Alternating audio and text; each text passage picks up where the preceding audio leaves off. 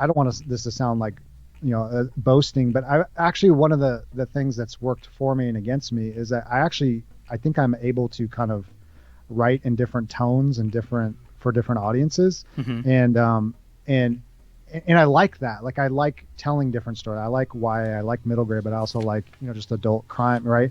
And so Right. I don't think if you read any of the, you would even hear that, because middle grade, I don't know if you've tried middle grade, but I have. it's a great challenge.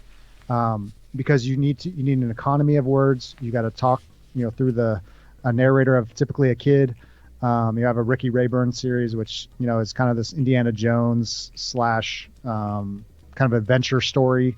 And you got to talk through this kind of 12-year-old kid voice, Hmm. and so it's not going to sound like, Hired Gun or Dexter O'Kane's this, Yeah. kind of drunk, divorced, like, it just doesn't, I mean, I tried that with the Ricky Rayburn, but I was Right. like, the Not big in moms, the middle grades yeah, audience. moms No. aren't going to like that. And Ricky has a drinking problem, so, um, so, but I think, understanding the humor of a 12-year-old versus an adult, Right. real adult things versus, kid things.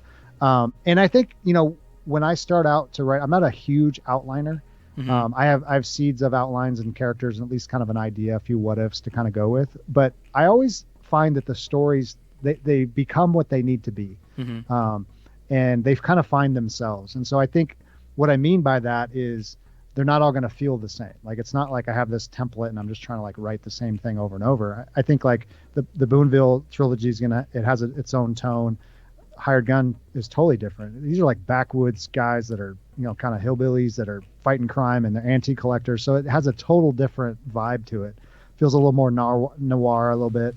So I would say that I like the challenge of that. I think that's probably my own sickness. Like, just, I could just write the same stuff over and over and over, but I Right. love trying to write YA, trying to write middle grade, trying to write adult, and then putting on the nonfiction hat too. Like, I love all of that, the more research heavy stuff Hmm.